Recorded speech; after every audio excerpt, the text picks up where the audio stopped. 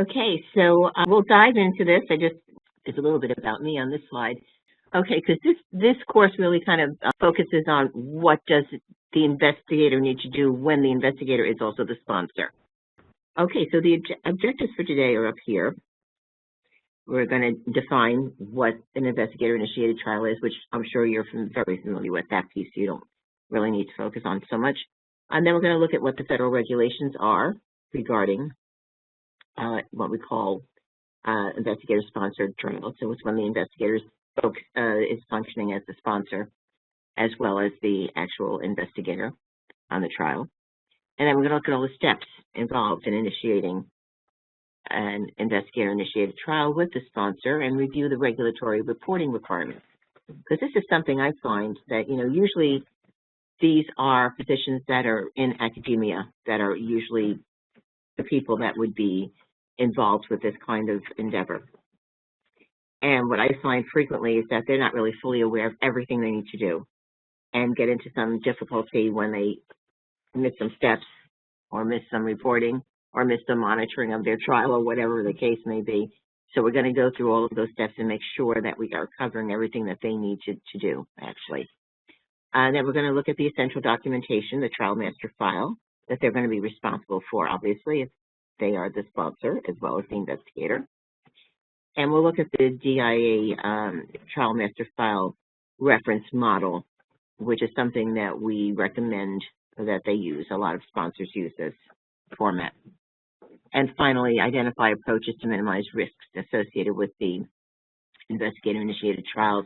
We're going to look at a couple of warning letters from investigators who are functioning as the sponsor and try to not make those same mistakes. So we're going to look at those as examples of what kind of went wrong when people didn't fully understand what they needed to do.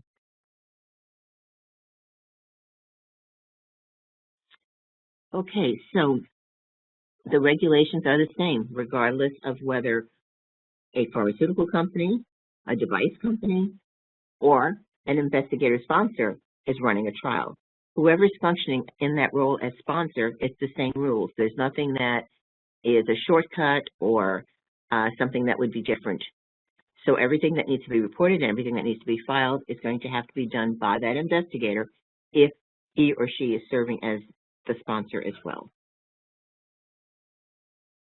And that's what I find usually most frustrating, especially to coordinators who may be working with investigators who are functioning with their own trials, that they don't understand. They think this is my protocol, and well, gee, I wrote this, I can change things, but they have to go through the same process.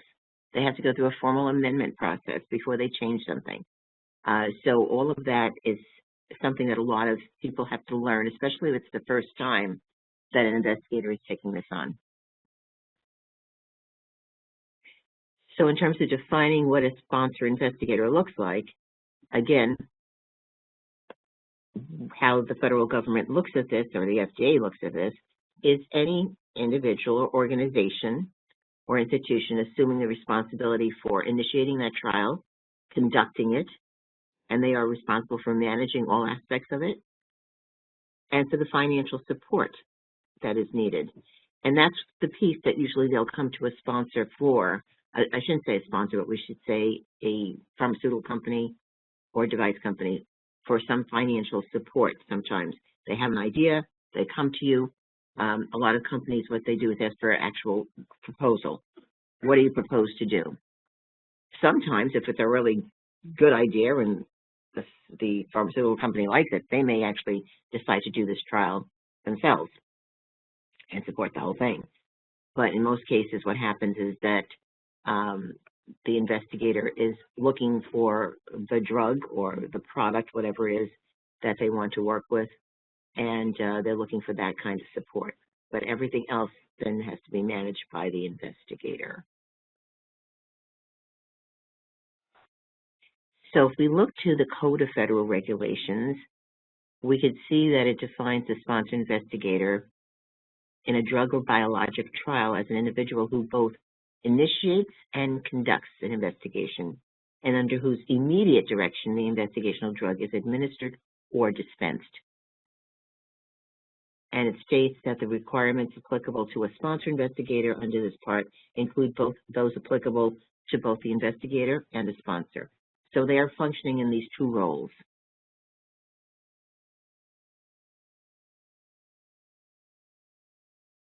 So they really do have to have a very good understanding of what the regulations state.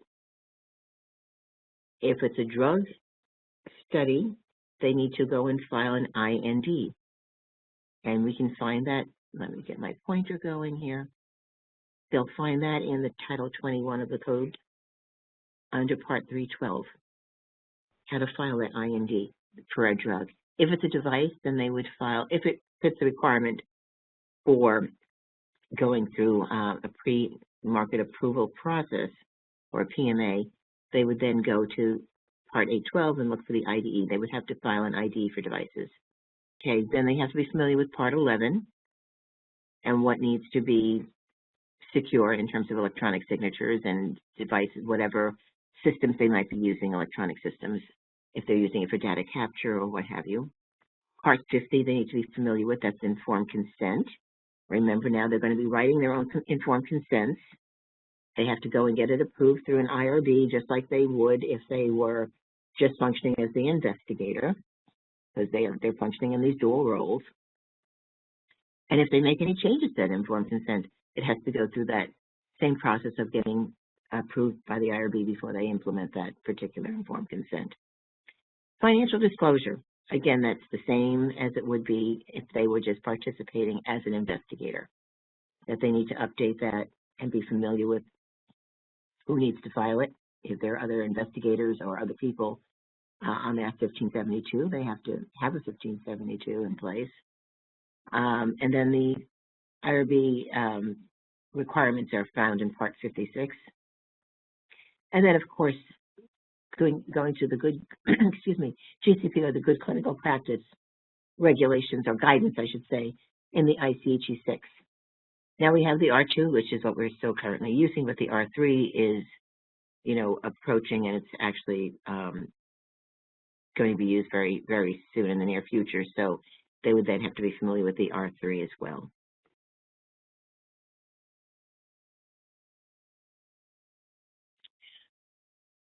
Okay, so again, this is just defining what a clinical investigation is.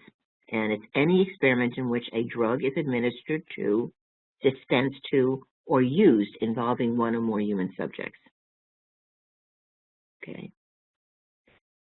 An experiment is defined as any use of a drug except for the use of a marketed drug in the course of medical practice. Now, we know if it's a marketed drug and it's just someone, a physician who's using it off-label to treat their patient, that's perfectly fine.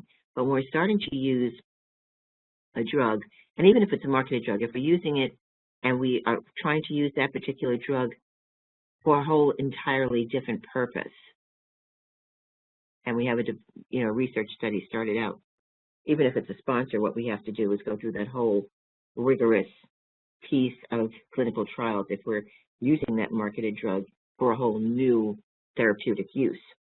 Okay, so the idea is that any use of a drug, unless it's marketed and you're using it for the purpose it is marketed, will need to go through this process. And again, this applies to devices, biologics, things like vaccines and blood products.